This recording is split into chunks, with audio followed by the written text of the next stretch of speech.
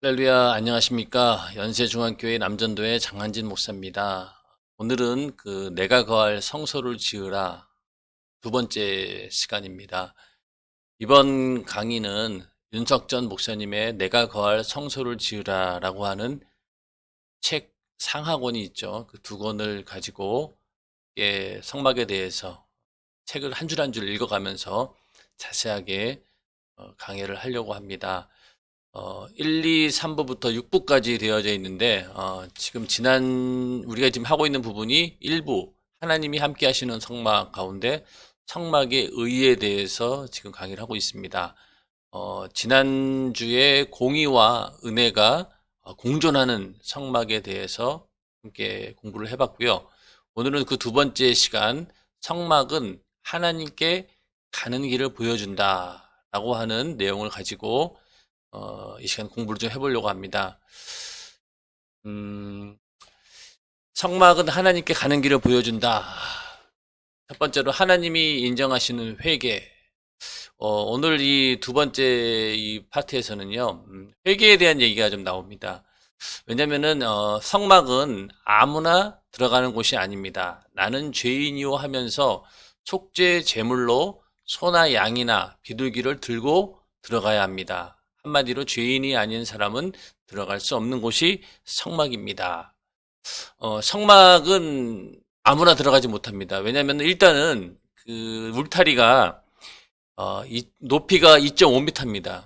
그러니까 밖에서 안을 볼 수도 없고 또 안에서 밖을 볼 수도 없고 사람들이 뭐 거길 넘어가지 들어올 수도 없는 그런 곳이고 그렇게 함부로 들어오지 못하도록 울타리를 쳐져 있고 성막에 들어가기를 원하는 사람들은 내가 죄에 대한 속죄의 제사를 드려야 되겠다. 내가 어떤 죄를 깨닫고 그 죄를 해결해야 되겠다라고 하는 그런 용무가 있는 사람들이 성막을 들어갑니다. 그래서 저기 사진에 보시면은 이 성막 문 앞에서 이렇게 재물을 끌고 와서 여기서 재물을 끌고 와서 여기에 이제 성막 문이거든요. 이 문 앞에서 잡는 경우도 있고, 그리고 가지고 들어가서 이 안에서 잡는 그런 경우들도 있습니다. 하여튼, 이 성막에 오는 사람들은, 나는 죄인입니다. 그리고 이 내 죄 대신 이 소나 양이나 비둘기, 이것을 가지고 내가 대신 속죄의 제물을 드리겠습니다. 라고 하는 사람만 들어올 수 있는 곳이 바로 성막입니다.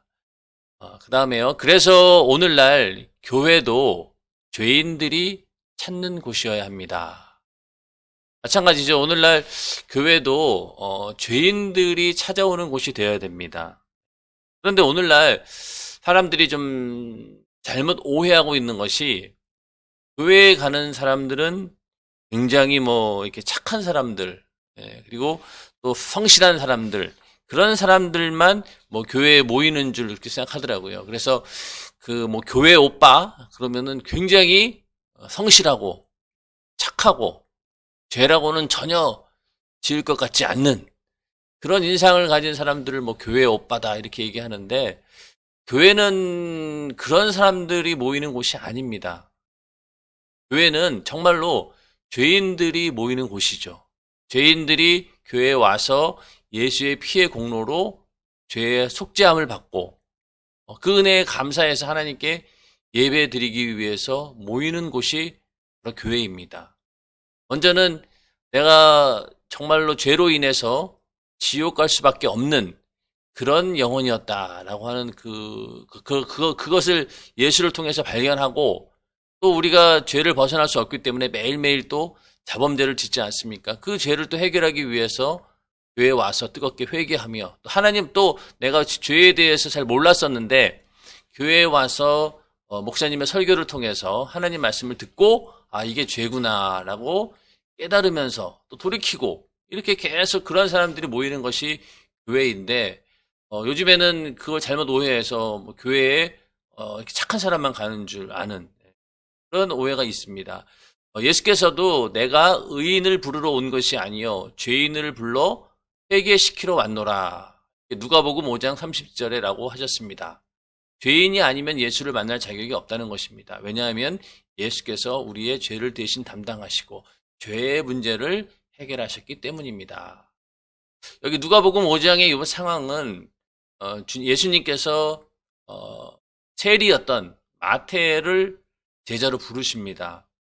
제자로 부르시니까 이 마태가 이게 너무너무 감격스러운 거예요. 왜냐면은 이 세리라고 하는 그런 그 당시 직업은 유대인들에게는 역적 같은 그런 존재입니다. 한마디로 우리나라로 치면은 옛날 뭐 친일파, 매국노 이 정도예요. 왜냐면은 그 이스라엘 자기네 어떤 백성들의 세금을 그들이 매기고 거기에서 세금을 받으면은 그 중에 얼마를 세리들이 받게 되는 이제 그런 상황인데, 왜냐면은 세리들은 같은 유대인들이니까 그들이 살고 있는 모습을 뻔히 알잖아요.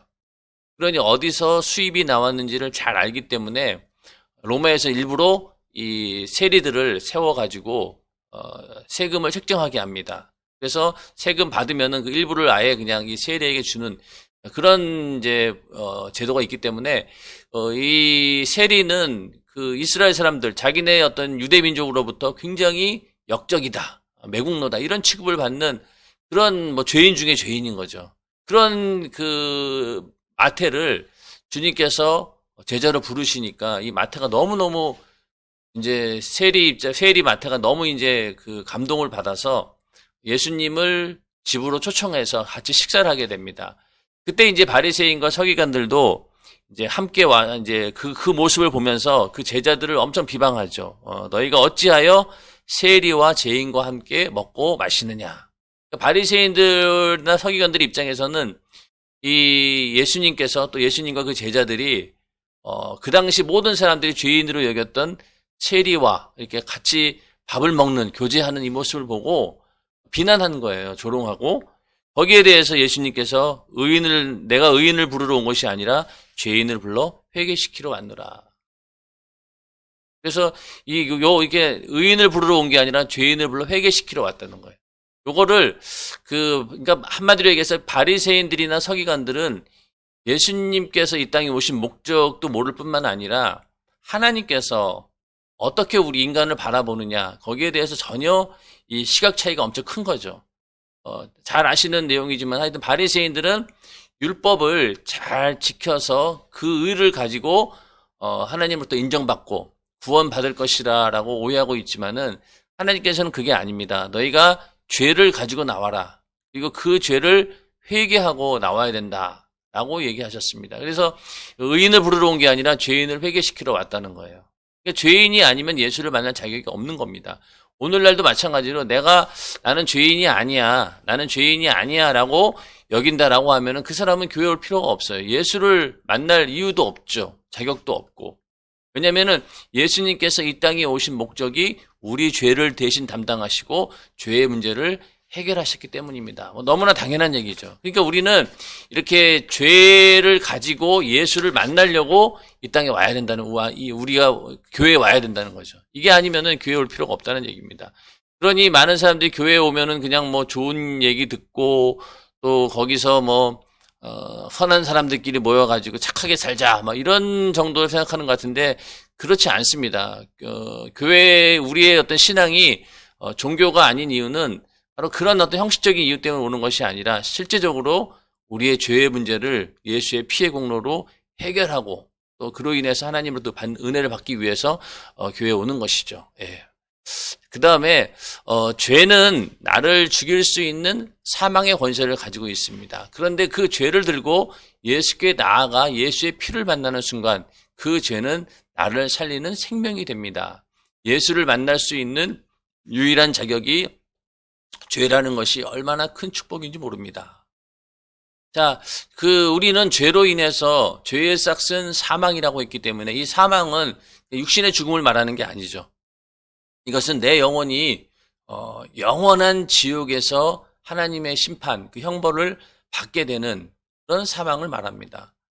악한 사단마귀 귀신 역사는 그런 사망의 권세를 가지고 우리 인간을 죄짓게 만들고 결국은 그 죄로 인해서 지옥으로 끌고 와서 자기들과 같이 지옥에 와서 똑같은 형벌을 받게 하는 것이 이 사단마귀 귀신의 목적인데 하여튼 그 사망의 권세를 가지고 죄가 나를 죽일 수 있었지만은 근데 그 죄를 들고 우리가 예수께 나아가 예수의 피를 만난다. 내가 예수의 피의 공로 의지하여서 내 죄를 예수님께서 담당하시고 피 흘려 죽으셨습니다. 라고 고백하며 회개하는 순간 그 죄는 이제는 나를 살리는 생명이 되는 거예요. 지옥이 아닌 천국으로 인도하는 그런 생명의 길을 주게 됩니다. 그래서 예수를 만날 수 있는 유일한 자격이 죄라는 것이 얼마나 큰 축복인지 모릅니다. 라고 하는 이 말은 죄를 일부러 져가지고 예수를 만난다 이런 얘기가 아니라 예수를 만날 수 있는 유일한 자격, 죄밖에 없다는 거죠. 그러니까 만약에 나는 죄인이 아닙니다라고 생각하는 사람은 절대 예수를 만나려고 하지도 않고 만날 이유도 없습니다. 저도 처음에 그 대학교 이제 3학년 때죠. 군대 갔다 와서 복학을 하고 그때 처음이라고 해야 되나요? 저한테 하여튼 그 복음이 들려왔던 거는 그때인 것 같아요. 그때 복음을 듣고 나서 내가 예수를 믿어야 되겠다라고 또 교회를 다녀야 되겠다라고 마음은 먹었는데 인정이 안 되는 부분이 뭐였냐면은 나는 죄인입니다라고 하는 부분이 사실은 인정이 안 되었어요. 왜냐면은 뭐 도덕적 윤리적으로 크게 잘못한 게 없거든요. 그래서 나는 근데 왜 자꾸 내가 죄인이라고 해야 되지? 나는 죄인이라 생각하지 않는데 그 도덕적인 어떤 윤리적인 그런 범위 내에서만 나를 바라봤던 거예요. 그러니까 내가 죄인이라고 하는 고백이 쉽게 나오지 않았습니다. 그러다가 하나님 말씀을 계속 듣고 그 말씀이 점점 내 안에 들어와서 이것도 죄고 저것도 죄구나라고 할 때 이제 그때 비로소 내가 죄인입니다라면서 예수를 발명하게 되고 그러한 사모함 가운데 주님께서는 이제 저를 만나 주셨습니다. 그런 것처럼 이 죄를 인식한다라고 하는 것이 정말로 큰 축복입니다. 여전히 만약에 우리 주변에 당신은 죄인입니다라고 아무리 얘기해도 나는 죄인이 아니야라고 하는 사람이 있다라고 하면은 참 안타깝죠. 차라리 그 세상에서 막 그 나쁜 짓도 하고 정말로 저 인간 뭐 쓰레기 같은 인간이다. 이렇게 말하는 사람들은 오히려 당신 죄인입니다라고 하면은요 쉽게 자기 자신을 받아들입니다. 그런데 정말로 성실하게 어디를 내놔도 법 없이 사는 사람이다. 이런 사람들일수록 예수 믿기가 정말 어렵습니다. 왜냐면은 나는 죄인입니다라는 고백을 못하기 때문에. 하여튼 예수를 만날 수 있는 유일한 자격이 죄다. 근데 죄가 아니라 죄를 회개하는 것이죠. 엄밀히 따지면은 죄를 회개하는 것이 예수를 만날 수 있는 유일한 자격입니다.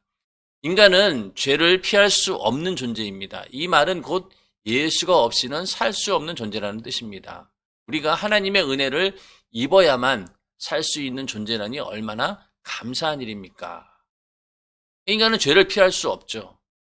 예수님께서 이 땅에 오셔서 율법을 강화하심으로 인해서 마음으로 여자를 보고 음욕만 품어도 간음한 것이다.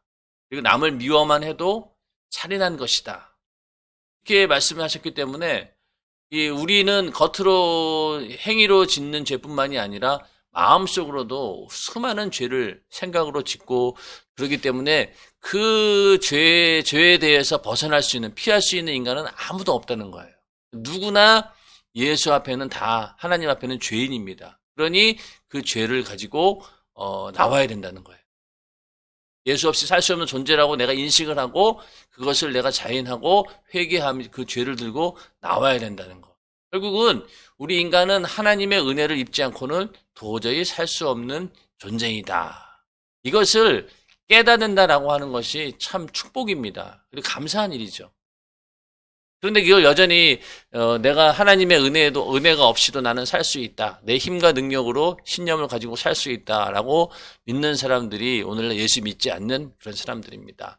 몰라서 안 믿는 사람들보다는요, 이제는 복음을 다 들어보았어요. 들어보았고 자기도 이거 믿을까 말까 고민도 했겠죠. 그러나 항상 어디서 걸리냐면은 나는 죄인이 아닌데 내가 왜 지옥 가? 지옥이라고 하는 곳은 정말로 사람들을 수십만 명 죽이는 시대의 시대의 악인들이 있잖아요.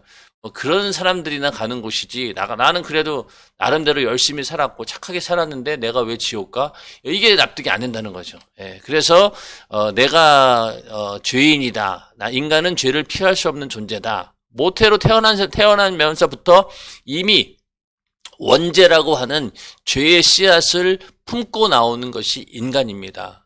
그러니 그 원죄로부터 자범죄가 나오고 또 성품으로부터 계속해서 죄가 마치 막 그 나무가지에서 막 나무에서 가지가 막 펼쳐지듯이 그렇게 계속해서 솟아나는 것이 죄이기 때문에 어떻게 해올 방법이 없는 거예요. 예수 외에는, 예수의 피의 공로 외에는 안 된다는 겁니다. 이와 같이 성막에 들어가는 제일 첫째 조건이 죄인 것처럼 오늘날 우리가 예수를 만날 제일의 조건도 죄입니다. 죄 없는 사람이 성소에 들어갈 수 없듯이 죄 없는 자는 예수를 만날 수 없습니다. 아멘. 자, 그 다음에 성막에 나올 때는 먼저 죄 사함 받을 자격을 가지고 양을 잡고 소를 잡아야 합니다. 그러니까 내가 죄사함 받을 자격을 갖고 나와야 된다고 하는 건데, 그러기 위해서는 우선 내가 어떤 죄를 지었는지를 알아야 합니다. 하나님께서 우리에게 율법을 주신 이유도 바로 내가 어떤 죄를 지었는지를 알게 하기 위해서 율법을 주셨습니다. 그전에는 모른다는 거예요. 그전에는 내가 이 율법이 있기 전에는 이게 죄인지 아닌지를 분간을 못했어요.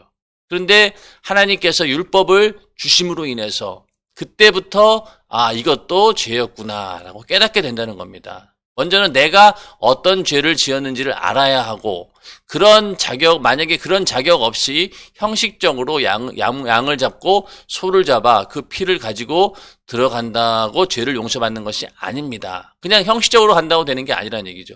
죄를 철저하게 하나님이 인정하실 만큼 끄집어 내놓아야 합니다.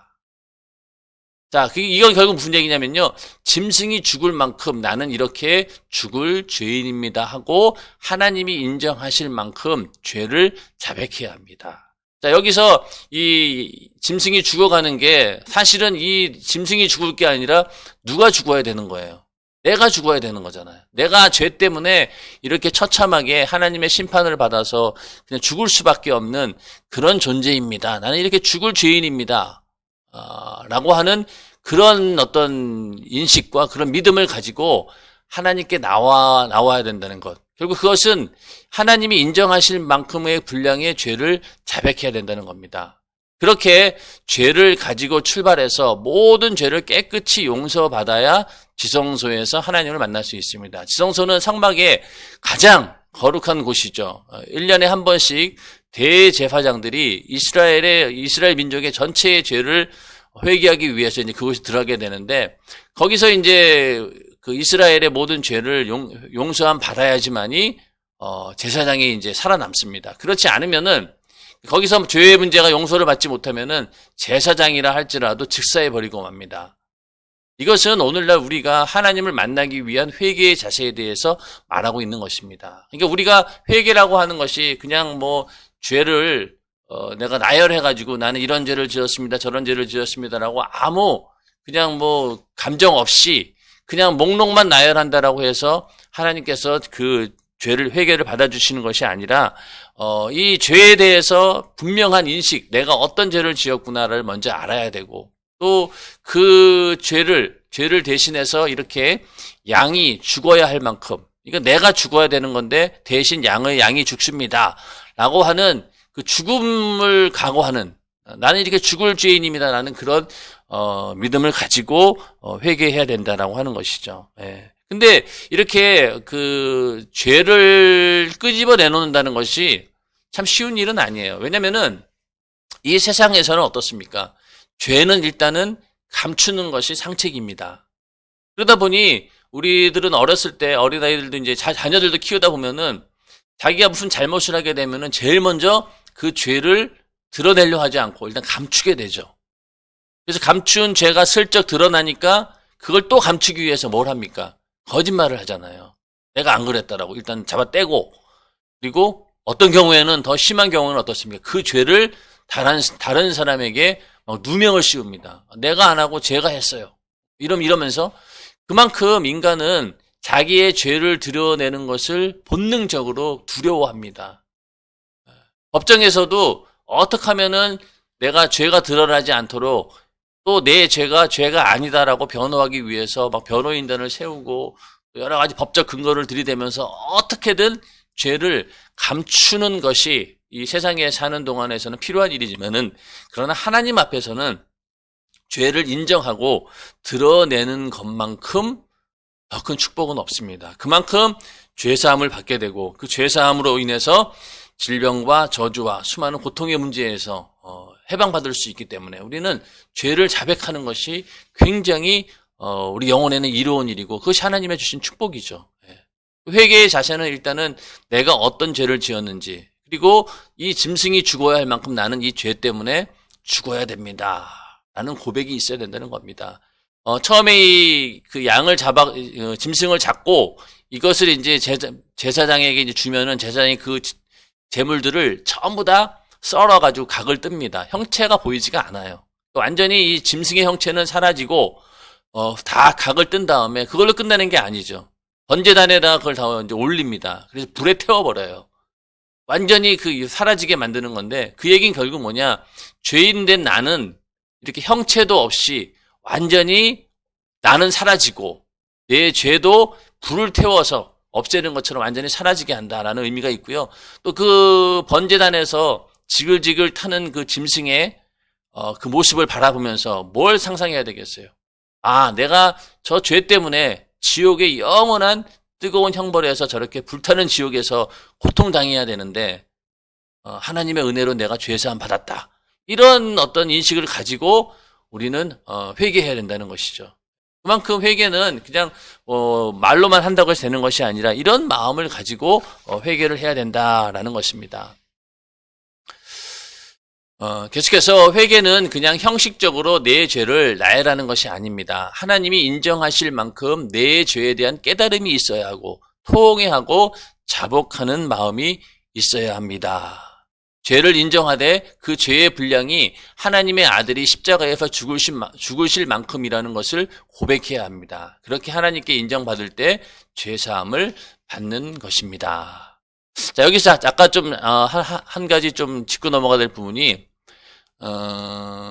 여기 보면은 지성소에서 하나님을 만날 수 있는데, 그렇지 않으면은 제사장이라 할지라도 즉사해 버리고 맙니다. 이런 부분이 있는데, 보면은 이제 제사장의 옷에 그 방울이 달려 있어요. 방울이 달려 있어가지고 제사가 진행되는 동안 제사가 이제 진행되는 동안 제사장이 움직일 때마다 계속 딸랑딸랑딸랑 방울 소리가 나는 거죠.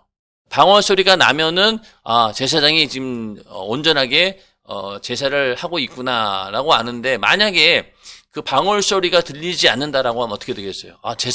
제사장한테 뭔가 문제가 생겼구나. 여기 지성소에서 만약에 하나님께서 이스라엘의 그 죄를 회개를 받아들이지 않으면 어떻게 된다고 했어요? 제사장이라 할지라도 그 자리에 죽어버립니다. 즉사합니다.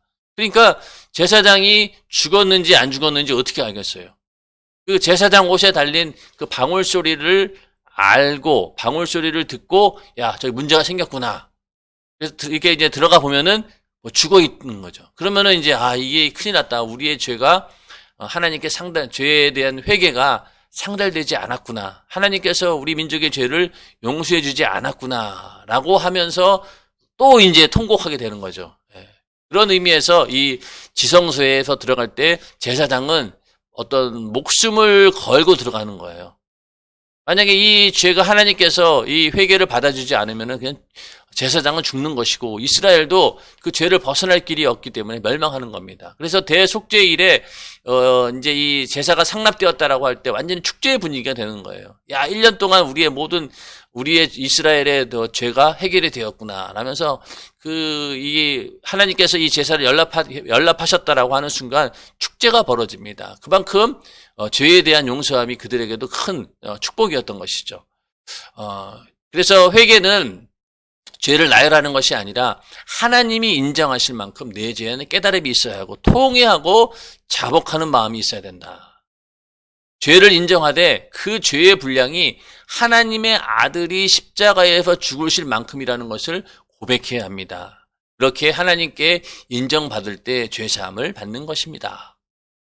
자, 이렇게 회개라고 하는 것은요, 그냥 뭐 나는 오늘 뭐 이런 죄를 지었고 저런 죄를 지었고 이렇게 나열하는 게 아니라 죄에 대한 깨달음, 먼저 율법을 통해서 하나님 말씀을 통해서 내가 어떤 죄를 지었다라고 하는 것을 분명히 우리가 알고 있어야 되고, 그리고 감정적으로, 그러니까 그건 의지에 해당하는, 우리의 어떤 의지에 해당하는 거죠. 지정의가 있으면은 지식적인 부분이죠. 하나님 말씀을 통해서 내가 이게 죄구나라고 내 지성이 일단 알아야 됩니다. 그 다음에 내 감성이 그런 통회하고 자복하는 마음으로 나아가야 되는데, 죄를 인정하는데 이 죄 때문에 하나님의 아들이 십자가에서 죽었다. 그 정도로 이 죄는 심각한 것이다 라고 인정하고 회개해야 된다는 거죠. 하나님의 아들이 우리를 위해서, 우리를 구원하기 위해서 이 땅에 오시는 사건은요, 천지창조보다 위대한 사건입니다. 왜냐하면 이 천지창조는요, 하나님께서 맘만 먹으면은 무한정할 수 있어요. 이 우주와 같은 이 세계를 만드는 것, 하나님 보시기에는 너무 쉬운 일이에요. 그냥 말씀 한마디로 천지 만물을 창조할 수 있으니까요. 그러나 하나님의 아들이 이 땅에 와서 십자가에 죽으시는 그 십자가의 어떤 그 길은요, 한 번밖에 할 수가 없어요. 왜냐하면 하나님의 아들은 하나밖에 없거든요. 독생자잖아요. 외아들. 그러니 하나님의 아들이 이 땅에 오셔서 인류를 구원하기 위해서 십자가에 달려 죽는다라고 하는 이 사건은요, 천지창조보다도 훨씬 더 위대한 사건이고, 하나님으로서는 정말로 큰 결단과 인간에 대한 그 지극한 사랑이 없이는 도저히 할 수 없는 그런 행동입니다. 그런 의미에서 이 예수님께서 이 땅에 오셔서 십자가에 달려 죽으신다라고 하는 것은 그만큼 우리의 죄의 그 분량이 크다는 거예요. 죄는 하나님의 아들, 하나밖에 없는 하나님의 아들이 대신 죽어야지만이 해결된다라고 하는 어마어마한 것이 바로 죄다. 그러니 그 죄를 사함받는다라고 했을 때 이스라엘이 1년에 한 번, 1년 동안의 그 이스라엘의 그 죄에서 용서함 받는 것 때문에 그렇게 잔치를 벌였다라고 하면은 우리는 영원한 지옥의 형벌이잖아요. 영원한. 거기에서 내가 죄사함 받아서 해방되었다라고 하는 것은요, 그들이 가지고 있는 기쁨과는 비교할 수 없는 것입니다. 그렇게 해서 이런 어떤 통회하고 자복하는 마음이 있어야 되는데, 우리가 그 회개하면은 다윗의 이야기를 빼놓을 수가 없습니다. 다윗은 정말로 하나님을 잘 섬긴다라고 하는, 하나님께서 정말로 사랑하는 그런 이스라엘의 왕이었는데, 그가 어느 날 그 우리아의 아내를 범하는 간음죄를 짓게 됩니다. 그러고 나서 이제 그 죄를 감추었죠. 감추기 위해서 그 바세바의 남편 우리아를 갖다가 일부러 전쟁에다가 보내가지고 결국 그를 맨 전쟁 앞에다 앞세워서 일부러 전사하게 합니다. 처음에는 이제 그 죄를 감추기 위해서 그 우리아를 다시 이제 성으로 불러들여가지고 그 바세바랑 동침하게 해서 마치 자기 아들이 아닌 것처럼 감추려고 했지만은 그게 실패하니까 아예 우리아를 갖다가 그냥 전쟁하다 내보내서 가장 선봉에 세우고 후퇴시켜가지고 그냥 그 자리에서 전사하게 만드는 그런 어떤 아주 치명적인 그런 죄를 짓게 된 것이죠. 간음한 죄뿐만이 아니라 살인한 죄까지 지었으니까 엄청난 죄를 지었는데, 다윗은 그 왕이었고 또 하나님을 향해서 수많은 그런 제사를 드렸던 그런 사람이잖아요. 그러니 이 다윗 입장에서 이렇게 큰 죄를 짓고 나서 어떻게 해야 될까라고 이제 대충 알았던 거예요. 그래서 이제 제사를 또 얼마나 뻑적지근하게 드렸겠습니까? 왕이니까 할 수 있는 건 다 동원했겠죠. 그런데 하나님께서 선지자를 통해서 하시는 말씀은 뭐냐? 너는 상한 심령을 가지고 나와라. 그냥 그렇게 형식적으로 제사 드린다라고 해서 되는 것이 아니다. 그냥 넘어갈 일이 아니다. 네가 진정으로 그것을 죄라고 인정하고 통회하고 자복하는 마음, 내 상한 심령을 가지고 나와야 된다는 거예요. 그 말을 이제 다윗이 듣는 순간 그때 와장창 무너지게 되죠. 야, 이게 하나님 앞에 형식적으로 이렇게 제사 지내서 넘어갈 일이 아니구나. 내가 진정으로 뜨거운 회개를 해야 되겠구나. 그러면서 그 선지자의 말을 들은 다음에 그 다음부터는 벽에 눈물을 적시면서 매일매일 눈물로 회개했습니다. 결국 하나님께서는 그 회개를 받아주시게 되죠. 물론 그 죄로 인한 그 저주는 그 다윗의 가정 가운데 그대로 임합니다. 그러니까 우리가 죄를 짓고 나서 그냥 회개하면은 끝나겠지. 그렇지 않습니다. 죄에 대한 그 회개는 이루어졌겠지만은요, 그 죄로 오는 영육 간의 피해는 고스란히 당해야 되는 거예요. 상처가 남는다는 겁니다. 내가 죄를 짓고 나서 하나님께 회개했으니까 하나님이 내 죄를 사해 주었어. 끝났어. 그게 아니고 그 죄로 인해서 그 죄를 회개하고 하나님께서 그 죄를 속죄해 주시는 그 때까지 그 죄로 인해서 오는 모든 저주와 고통을 내가 고스란히 당해야 된다는 거예요. 그러니 회개가 끝나고 속죄함 받은 다음에 내 안에 상처는 있는 거예요. 그 죄로 인한 내가 당한. 그래서 후회가 있는 거죠. 아, 내가 왜 그런 죄를 지어서 이렇게 되었을까? 차라리 그 죄를 내가 짓지 않았으면은 이런 고통도 없었을 텐데. 이렇게 후회하지 않습니까? 그런 것처럼 죄는 회개하지만은 남아있다는 거죠. 상처는. 그러니까 다윗도 결국은 그의 죄를 하나님께서 용서해 주셨지만은 그러나 그 죄로 인해서 오는 저주는 막을 길이 없었습니다. 그래서 그 다윗이 나중에 가서 얼마나 많은 그런 어려움을 겪게 됩니까? 자, 그러나 하여튼 다윗에게 필요했던 것은 어떤 화려한 제사, 하나님께 드리는 뻑적지근한 그런 웅장한 그런 제사가 아니라 바로 상한 심령, 통회하고 자복하는 마음, 그걸 가지고 나오라는 거죠. 네. 오늘날 우리도 마찬가지로 이렇게 회개하는 자에게 하나님은 어떻게 만나주십니까? 일단은 예수의 피의 공로로 우리의 죄를 사해 주십니다. 그래서 그 죄로 인해 오는 질병, 저주, 고통의 문제로부터 해결해 주시고 가장 중요한 건 뭐예요? 영원한 지옥에 가지 않고 하나님의 자녀로 천국 갈 수 있는 그런 복을 우리에게 주십니다. 그리고 성령을 선물로 주시게 되는데 이게 아주 하나님께서 주신 최고의 선물이죠. 그래서 각각 너희는 회개하고 성령을 선물로 받으라. 이렇게 사도행전 2장 38절에 말씀하고 있는데 그때부터 우리는 성령이 거하시는 성령의 전이 되는 것입니다. 자, 이 얘기는 회개하는 자에게 하나님께서는 그 죄를 사해 주는 것, 그것으로 끝내는 것이 아니라 어떻습니까? 우리 안에 성령을 보내주신 거예요. 하나님의 영, 하나님께서 하나님과 함께하던 또 주님과 함께하던 그 성령을 우리 안에 보내주시면서 우리와 함께 영원히 하신다라고 하는 것. 이게 참 감사한 일이죠. 그래서 성령이 거하는 거룩한 성령의 전이 되는 것입니다. 우리 육신이 하나님을 모시는 성령의 전이 된다는 것. 그러니까 성막이라고 하는 것이 이스라엘 백성들의 그 중심 가운데 하나님께서 임재하신다라고 하는 그런 약속인데 마찬가지로 오늘날 예수 믿는 우리들에게도 이렇게 성령이 오셔서 내 안에 오셔서 성령께서 함께 하시는 그런 성령의 전이 된다라고 하는 것은요. 지난번에 말씀드린 것처럼 성막을 이스라엘에게 주신 것과는 비교가 안 되는 그런 어마어마한 큰 축복입니다. 하나님께서 우리와 함께 하신다라고 하는 그런 것이니까요.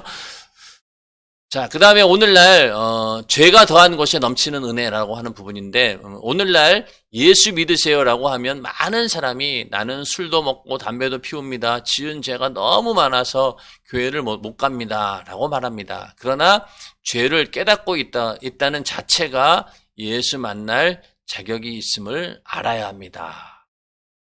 자, 예수 믿고 구원 받으세요. 또 교회 오세요라고 이제 계속해서 이제 권면을 하는 경우가 있죠. 이제 아내가 이제 먼저 교회에 오고 또 자녀들도 다 교회에 오고 그 집 이제 남편만 이제 예수를 안 믿는 그런 경우인데 그동안 하도 복음을 듣고 또 교회도 몇 번 와보고 이제 그러니까 이제 예수 믿는 게 어떤 건지 알아요. 그러니까 마음의 문은 열렸어요. 근데 이제 안 옵니다. 왜 안 오냐면은 오기 민망한 거예요. 그러면서 이제 어떻게 얘기하냐면은 아유 저도 이제 술도 끊고 담배도 끊고 이게 또 약간 이제 하나님 보시기 민망한 것들 다 싹 다 정리하고 다 그렇게 정리해서 깨끗해지면은 그때 제가 하나님께 나오겠습니다. 굉장히 그럴듯해 보이잖아요. 근데 그거는 잘못된 거예요.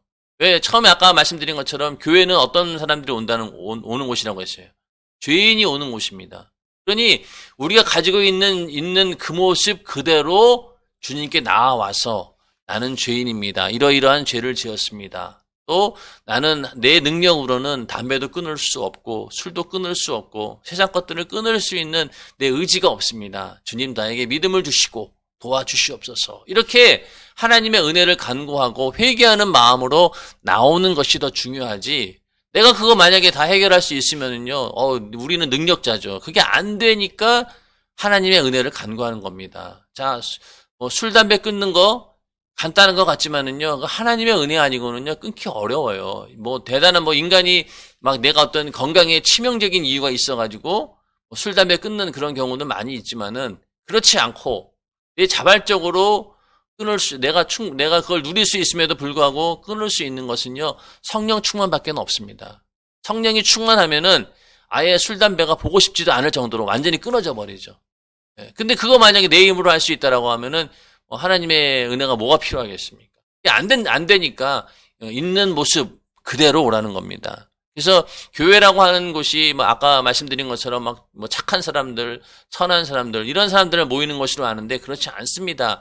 정말로 죄인된 사람들이 모이는 곳이 교회여야 합니다. 그러나 오늘날 많은 교회는 거룩한 사람만 오게끔 아예 분위기를 만들어 버리는 거죠. 그러다 보니 세상에서 정말로 죄를 짓고 또 세상에서 아무도 거들떠보지 않는 그런 어떤 신분에 있던 사람들은 교회에 들어오면은요, 그 구성원으로 끼지도 못해요. 아예 처음부터 무시해버리고, 대꾸도 안 해주고, 상대도 안 해줍니다. 그러다 보니 교회 내에는 돈이 많은 사람은 돈 많은 사람끼리, 또 많이 배운 사람들은 많이 배운 사람끼리, 그렇게 모여가지고 끼리끼리 어울립니다. 도저히 평범한 사람들, 또 세상에서 죄 지은 사람들, 그러니까 예를 들면은 교회에 갑자기 살인, 엄청난 그런 죄를 짓고, 그런 죄인이 이제, 깜빵에서 모든 이제 형기를 마치고 교회에 왔습니다. 그럼 사람들이 그 사람의 과거를 알잖아요. 그러면, 저 사람은 사람을 죽인 사람이었어. 또 아니면 이런 죄를 지은 사람이 후덕후덕 거리지 않겠습니까? 그러면서 겉으로는, 형제님 오셔서 감사합니다. 환영합니다라고 하지만은 그 마음 구석에는 경계하고 있는 거예요. 저렇게 흉측한 죄인, 범죄자가 우리 교회에 들어왔다. 큰일 났구나. 우리 절대로, 자녀들한테도, 너네 그 집 자녀들하고는 만나지도 말아야 된다. 절대 상대하면 안 된다. 이런 식으로 거리를 둔다는 얘기입니다. 그거는 모순이잖아요. 죄인이 오는 곳이 교회인데, 우리들 스스로가 죄인들은 발도 붙이지 못하도록 교회 분위기를 만드는 것. 그건 참 바리새인과 같은 행동이죠. 바리새인들은 뭡니까? 전부 다 의로운 사람만 취급하고 상대하려고 하고 조금만 죄인이라고 하면은 세리와 같은 죄인들 또 이렇게 죄를 지어서 그런 어떤 사람들은 아예 사람 취급도 하지 않는 그게 똑같이 오늘날도 교회 내에서 이루어지고 있다라고 하는 것. 그러니 우리는 교회에 어떤 사람이 왔을 때 그 사람이 과거에 어떤 죄를 지었든 만약에 그가 뜨겁게 주님 앞에 눈물로 회개했고 하나님께서 그 죄를 사해 주셨다라고 하면은요, 우리는 그를 정죄할 이유가 없습니다. 왜? 그를 위해서 하나님의 아들 예수 그리스도께서 대신 피 흘려 죽으신 그 핏값을 지불하고 산 영혼이기 때문에 함부로 어느 누구도 그를 비난할 수 없고 정죄할 수 없습니다. 왜냐하면 우리도 똑같은 용서함, 속죄함 받은 죄인이기 때문에. 죄는 경중 없이 그냥 죄의 삭은 사망입니다. 큰 죄가 있고 적은 죄가 있는 게 아니니까요. 그래서 우리는 죄를 깨닫고 있다는 자체가 예수 만날 자격이 있다는 것을 알아야 합니다. 자, 율법이 가입한 것은 범죄를 더하게 하려 함이라. 그러나 죄가 더한 곳에 은혜가 더욱 넘쳤나니. 라는 말씀은 하나님의 말씀을 통해 죄를 많이 발견하고 끄집어낼수록 하나님께서는 더 깊은 은혜로 만나 주신다는 말입니다. 그러니까 죄가 더한 곳에 은혜가 더욱 넘쳐나니 그러니까 예를 들면 사창가라든가 또 이렇게 나이트클럽 유흥가 이런 데에 있는 사람들이 종사하던 사람들이 막 회개하고 돌아오면은 정말로 죄가 더한 곳에 은혜가 넘쳤구나 이렇게 말하는 것이 아니라 그건 부분적인 얘기고요. 이건 우리 모두에게 해당되는 말입니다. 우리가 하나님 말씀을 통해서 죄를 많이 발견하면 할수록 여전히 더 깊은 은혜로 만나주신다는 거죠.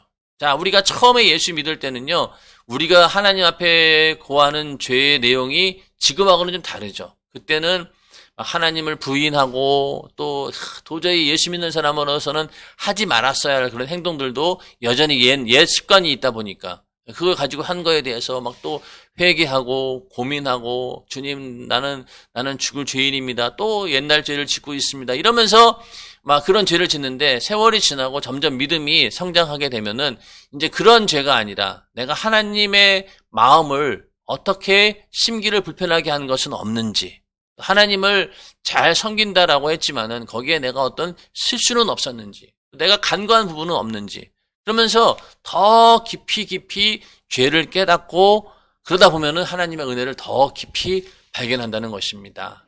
그래서 예수를 믿고 신앙의 연륜이 깊어지면 깊어질수록 더 나는 죄인입니다. 나는 정말로 이 죄를 벗어날 길이 없습니다. 라는 고백이 나올 수밖에 없다는 겁니다. 자, 계속해서 처음에는 윤리적, 도덕적인 죄만 죄로 알지만은 점차 하나님께서 아들을 보내서 십자가에 피 흘리지 않으면 안 될 그 심정, 하나님의 사랑의 심정을 모르고 산 것이 다 죄라는 것을 발견하게 됩니다. 처음에는 윤리 도덕적인 그런 죄만 죄인 줄 알아요. 그런데 점점 가면서 야, 하나님의 아들이 나를 위해 대신 피 흘려 죽지 않고는 나를 도저히 살릴 수 없구나라고 하는 그런 단계까지 가게 된다는 것. 하나님의 심정을 모르고 산 것이 다 죄다라는 것을 발견하게 된다는 것. 그래서 우리가 그 인생 살면서도 가장 큰 죄가 이런 뭐 도덕적 윤리적인 그런 죄보다는 그게 뭐가 더 중요합니까? 그러니까 하나님을 잊고 살았던 탕자처럼 하나님의 은혜를 모르고 살았던 그것이 정말로 큰 죄다. 이것을 우리가 고백하지 않습니까? 그래서 우리가 그 부모에게도 나중에 철이 들면은 깨닫게 되는 것이 나는 참 불효자였구나. 잘한다라고 했지만은 그러나 너무나 내가 부모에게 불효했구나. 이런 것들을 깨닫는 것처럼 우리가 하나님께 돌아올 때도 처음에는 어떤 윤리적 도덕적 눈에 보이는 그런 죄만 끄집어냈지만은 나중 가서는 내가 하나님을 모르고 살았던 그 세월들이 전부 다 죄였구나. 그러면서 뜨겁게 눈물로 회개하면서 하나님의 사랑의 심정까지 알게 되는 거죠. 야, 나를 살리기 위해서 하나밖에 없는 하나님의 아들 대신 십자가에 달려서 그렇게 처참하게 죽게 하셨구나.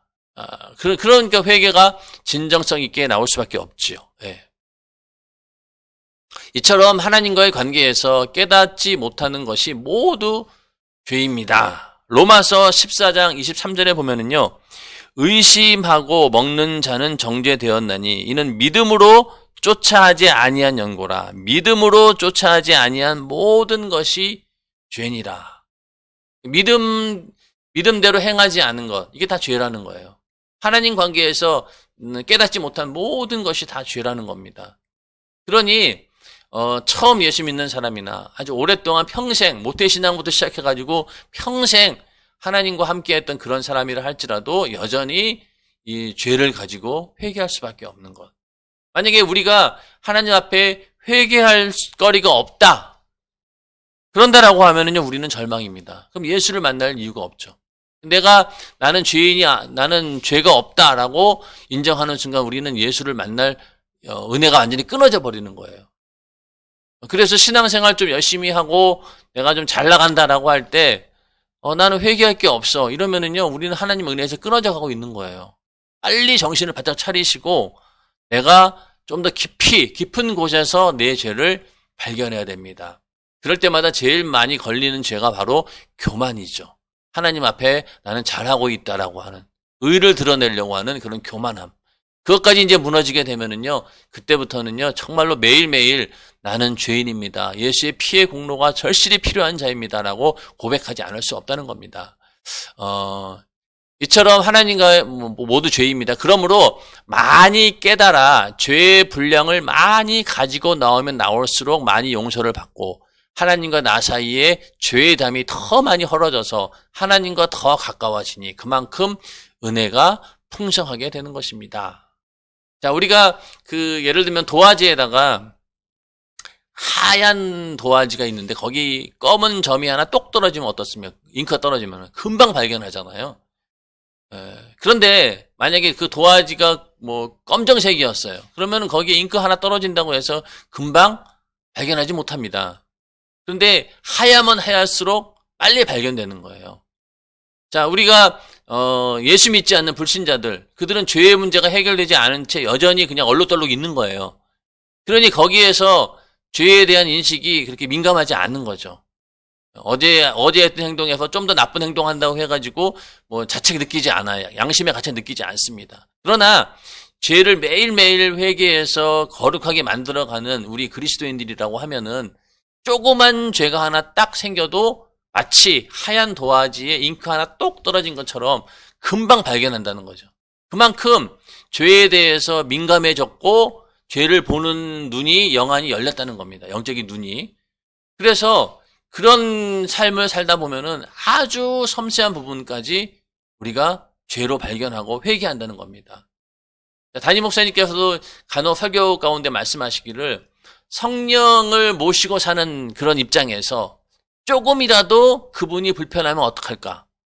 어떤 경우에는 내가 요런 어떤 그 죄를 지었더니만은 성령께서 마치 나에게 등을 대고 돌이키고 있는, 등을 대고 이렇게 있는 모습이었다. 등을 돌이키고 나를 보지 않는 듯한 그런 느낌이었었다.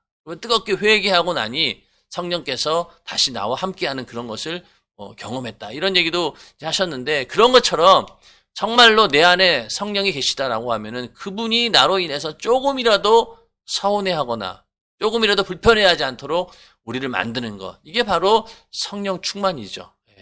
이렇게까지 우리가 죄를 인식하고 그런 수준까지 회개하는 것. 이게 예수 믿는, 그러니까 올바른 그리스도인들의 삶이라는 겁니다. 그러니 회개는요, 처음에 예수 믿을 때, 불신자로 있을 때, 그때의 죄만 가지고 회개하는 것이 아니라 우리는 평생, 주님 나라 갈 때까지, 육신이 끝나고 천국 가는 그 순간까지 우리는 이 죄를 끊임없이 깨달아야 되고, 또 그 죄를 예수의 피의 공로 의지해서 회개하는 일을 멈출 수가 없다는 겁니다. 그리고 많이 깨달으면 깨달을수록 우리는 하나님의 은혜가 풍성하게 되니 나는 하나님의 은혜로 살고 있는 자입니다. 은혜 아니면 나는 살 수 없습니다. 라고 하는 고백이 회개하는 자의 고백입니다. 이러한 고백이 우리 모두에게 있기를 주님의 이름으로 축원합니다. 우리가 항상 이 자격을 가지고 주님께 나와 마음을 활짝 열고 신령한 말씀을 사모해야 합니다. 하나님 말씀을 사모하는 이유도 그 말씀 듣고 내가 회개하는 것, 그게 중요한 거죠. 그래서 우리가 말씀 듣고 통성 기도할 때 그 시간이 중요하다고 얘기했죠. 왜 그럴까요? 그때가 회개하는 절호의 기회니까요. 자, 말씀 듣고 내가 이런 죄를 지었구나 깨닫고 그 순간 그 기도를 통해서 회개하고 죄의 문제를 해결하는 그 시간이잖아요. 근데 그 시간에 다른 사람들은 그냥 화장실 가고 또 움직이고 다른 일 한다라고, 그리고 그 시간에 또 졸고, 그러면은 하나님 말씀 듣고 마무리를 하는 그런 입장에서 이게 참 연결이 안 되는 겁니다. 그래서 항상 그 시간은 중요하다. 하나님 말씀을 듣는 것도 바로 그러한 어떤 죄의 문제를 끊임없이 해결해서 더 은혜를 받는다라고 하는 건 그만큼 내가 죄인임을 깨달았다라고 하는 얘기입니다. 구약시대의 성막을 통하지 않고는 절대로 성소에 계신 하나님을 만나지 못한 것처럼 오늘날도 예수 그리스도의 십자가의 피를 통하지 않고는 내 안에 그 하나님을 모실 수 없습니다.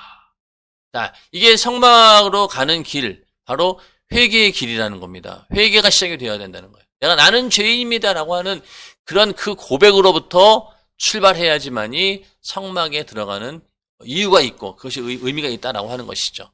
그래서 오늘 이 얘기는 하나님께서 이게 길을 성막은 하나님께로 가는 길을 열어준다라고 하는 그런 문제에 있어서 회개라고 하는 그런 마음의 자세를 없이는 절대로 우리는 하나님 만날 수 없고 성막에 들어갈 수 없다. 성막을 통하지 않고는 하나님 만나지 못하는 것처럼 우리도 내가 죄인임을 고백하고 예수의 피의 공로를 의지하지 않고는 그분의 그 은혜를 우리 인정하면서 믿음으로 나가지 않고는 절대로 하나님을 모실 수 없다라고 하는 것이 결론인데요. 회개에 대해서 여기 하나님께 나아가는 새롭고 산 길이 바로 성막인데, 자, 요게 이제 요 왼쪽에 있는 그림은 여러분들이 그 성막 그 책 보면은 그 학원 이 뒷면에 이렇게 요 그림이 나와 있습니다. 예, 나와 있죠. 하나님께 나아가는 새롭고 산 길. 그러니까 학원 책 뒤에 보면 이렇게 이제 프린터 돼 있어요. 요게 이제 하나님께 나아가는 새롭고 산 길인데 히브리서 10장 20절에 그 길은 우리를 위하여 휘장 가운데로 열어놓으신 새롭고 산 길이요 휘장은 곧 저의 육체니라. 그리고 이 휘장은 지성소에 있는 그 휘장을 말하는데 이렇게 처음에 우리가 그 들어가게 되면은 먼저 번제단을 만나고 물두멍을 만나고 이렇게 쭉 들어가는데 이 번제단은요 쉽게 얘기해서 우리가 처음 예수를 만날 때 그 십자가의 사건을 의미합니다. 그래서 예수를 믿고 내가 인류의 모든 죄를 담당하신 그 인류의 원죄를 해결하신 십자가 사건을 상징하는 것이 바로 이 번제단입니다. 그러니까 우리가 처음에 예수 믿을 때도 예수 믿겠다고 처음 시작했을 때 제일 먼저 만나야 되는 게 뭡니까? 바로 예수 그리스도의 십자가의 사건이죠. 그게 바로 번제단이고요. 그 다음에 이제 물두멍은 뭡니까? 예수의 피 공로 의지에 죄를 씻어 성결한 삶을 살아야 함을 알게 하는 물두멍이다. 요거는 이제 매일매일 우리가 벌어지는 자범죄 그런 것들을 항상 이 죄를 회개해야 된다는 거예요. 우리가 성막 안으로 들어가면은 먼저 회개해서 우리의 원죄, 십자가의 피의 공로로 우리의 죄가 사함받았다는 사실을 먼저 인정해야 되고 그걸 우리가 은혜로 경험해야 되고 그 다음에 그 은혜를 가지고 매일매일 나의 자범죄를 회개하는 이 절차가 있어야 된다는 겁니다. 그래야지만이 비로소 이 그 성소 안으로 들어가는 거죠. 여기까지는 이제 바깥뜰이고요. 이제 그 성막이 이렇게 네 겹으로 쳐져져 있는 그 성소 안으로 들어가는 이제 그때는 이 물두멍 다음인 거예요. 자, 이렇게 죄를 깨끗이 해결한 사람들이 이 거룩한 성전의 성소에 들어와서 제일 먼저 왼쪽에는 금초대가 있어요. 금초대는 뭡니까? 빛이요 진리 되신 예수 그리스도를 상징하는 등대. 등대를 보고 우리의 어떤 소망 또 우리의 삶의 목적이 어디에 있는가라고 하는 것을 이걸 통해서 알게 되고 그러면서 또 이쪽에 있는 떡상은 무엇입니까? 생명의 양식인 하나님 말씀을 상징합니다. 그러니까 우리는 늘 이제 죄를 회개하고 하나님의 거룩한 성전에 와서 예수 그리스도라고 하는 소망을 바라보며 그리고 하나님의 그 생명의 말씀, 그 생명의 말씀을 양식 삼아서 그걸 가지고 그걸 이제 얻기 위해서 교회에 오지 않습니까? 그러니까 생명의 양식을 우리가 취한다. 그런 의미고, 그 이제 또 그 성소 가운데는 뭐가 있냐면은 이 금양단이 있습니다. 금양단은 기도가 삶의 중심이 되어야 함을 말해주는 분향단. 여기는 계속해서 연기가 올라오지 않습니까? 그건 뭐냐? 우리의 삶의 중심 가운데 기도가 있어야 된다. 기도를 통해서 계속해서 이 성소 안에 있는 그 모든 것들을 이제 분양한다는 얘기는 이 안에 있는 피냄새 뭐 여러 가지 이런 것들을 제거해 주는 역할도 있지만은 결국 우리가 하나님 앞에 끊임없이 기도해야 된다. 기도의 자세를 보여주고 있습니다. 그 다음에 이제 마지막으로 여기 이제 이 분향단 바로 앞에 뭐가 있냐면 여기 휘장이 있어요. 이 휘장이 찢어졌다는 거잖아요. 휘장이 찢어지고 이제 이 안에 이제 언약궤가 있는데 이 언약궤가 있는 요 밑에가 이제 언약궤고 요게 이제 위에 천사들로 요게 이제 요 안에 법궤가 있는 거예요. 예. 그래서 하나님을 만나 하나님의 음성을 듣는 것 법궤. 요게 이제 법궤입니다. 뚜껑이 이렇게 돼 있어요. 뚜껑이 천사들로 이렇게 돼가지고 뚜껑을 만들어놨는데 이제 이 안에 아론의 쌍난 지팡이 또 돌판 이런 것들이 들어있다는 얘기죠. 요게 이제 하나님의 법궤인데 여기까지 이제 가는 것. 이 지성소까지 들어가는 것이 이제 오늘날 우리의 어떤 신앙의 어떤 절차도 이런 모습이라는 겁니다. 처음에 예수를 하나님 말씀을 듣고 내가 죄인임을 깨닫고 나서 십자가를 만나고 그 다음에 또 매일매일 나의 죄를 죄사함 받고 그렇게 해서 거룩한 성전 안으로 우리가 들어오고 또 내 안에 거룩한 성령이 임하심으로 인해서 그때부터 우리 안에 예수가 소망이 되고 빛이 되고 그리고 늘 하나님 말씀을 양식 삼게 되고 또 늘 기도하게 되고 그래서 결국은 하나님과의 깊은 만남, 교제가 이루어진다. 이게 이제 하나의 하나님께 나아가는 새롭고 산 길을 성막을 통해서 보여주는 건데 이게 다 예수를 말하고 있는 겁니다. 그러니까 예수를 통해서 이러한 일들이 이루어진다. 그래서 성막은 바로 예수를 말하고 있다. 이렇게 말씀드릴 수 있습니다. 또 한 가지는 회계에 대해서 좀 이제 도피성에 관한 이야기를 좀 우리가 좀 유심히 볼 필요가 있는데, 구약에 도피성이라고 하는 제도가 있는데, 이건 민수기 35장 6절부터 32절에 나오는 이제 말씀인데요. 이게 어떤 제도냐면은요, 실수로 사람을 죽인 자가 피해 보복을 당하기 전에 그 몸을 피신시켜 공정한 재판을 받게 하기 위한 것이다. 이건 어떤 거냐면 고의가 아닌 실수로 사람을 죽인 경우가 있어요. 그런데 그 당시 율법으로는요, 내가 만약에 사람을 죽였으면은요, 나도 그냥 죽임을 당하면 되는 거예요. 그러니까 누군가 그 죄에 대해서 보복하는 사람이 오면은요, 그 사람 죽여도 돼요. 돌로 쳐 죽이든 똑같은 방법으로 죽이는 거. 이에는 이, 눈에는 눈. 그러니까. 그냥 내가 만약에 돌에 맞아 죽었다라고 하면은 뭐 돌로 때려 죽이든 똑같은 그 보복을 당해야 되는 거예요. 근데 억울하잖아요. 실수로 죽인 건데. 그래서 그런 사람들을 보호하기 위해서 몸을 피신시키는 곳이 바로 도피성입니다. 그래서 시간이 지난 다음에 나중에 공정한 재판을 받을 수 있도록 그 시간을 벌어주는 거예요.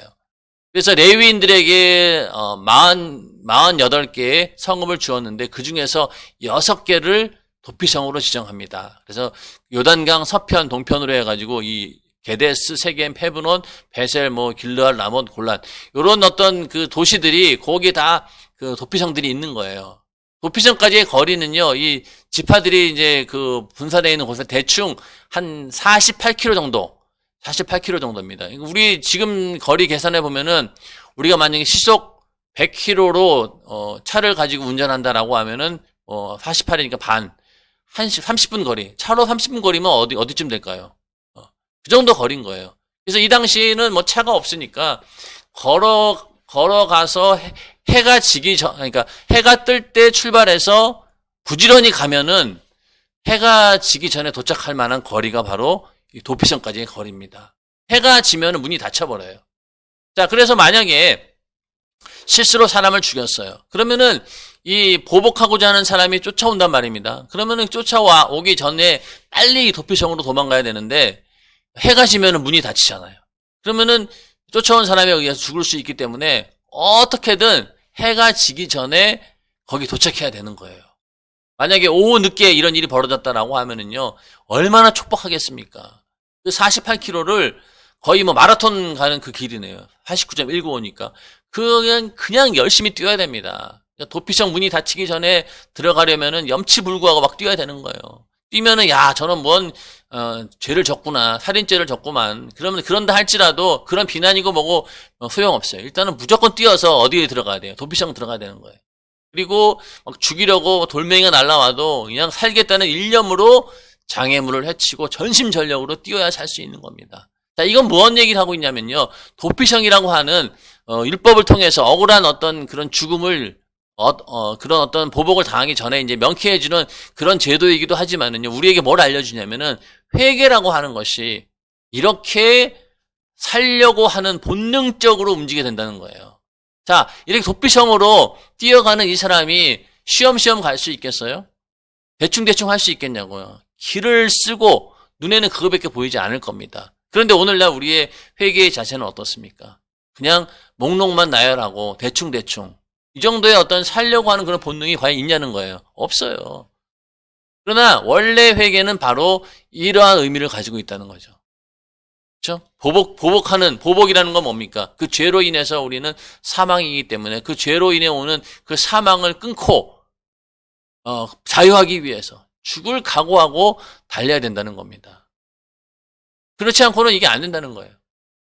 그래서 우리가 살려고 하는 자의 본능이 바로 회개다. 그만큼 전심전력을 다해서 회개해야 된다라는 그런 의미에서 도피성 제도를 여러분들에게 좀 보여드린 겁니다. 요거를 보면서 회개라고 하는 것이 얼마나 절실해야 되는가라고 하는 부분을 깨닫고 우리의 회개가 늘 하나님의 은혜 가운데 더 절실하고 통회하고 자복하는 내 안에 상한 심령을 다 끄집어내는 또 아버지의 심정을 알아서 회개가 이루어지는 그런 회개를 통해서 하나님과의 신령한 만남이 더 온전히 이루어지기를 예수님의 이름으로 축원합니다. 오늘은 여기까지 교육을 마치도록 하겠습니다. 다음 주에는 또 세 번째 주제를 가지고 또 함께 은혜를 나누고자 합니다. 함께 해주셔서 대단히 감사합니다. 그리고 하나님의 은혜와 사랑과 축복이 오늘 하루도 우리의 삶 가운데 넘쳐나기를 다시 한번 예수님의 이름으로 축원합니다. 감사합니다.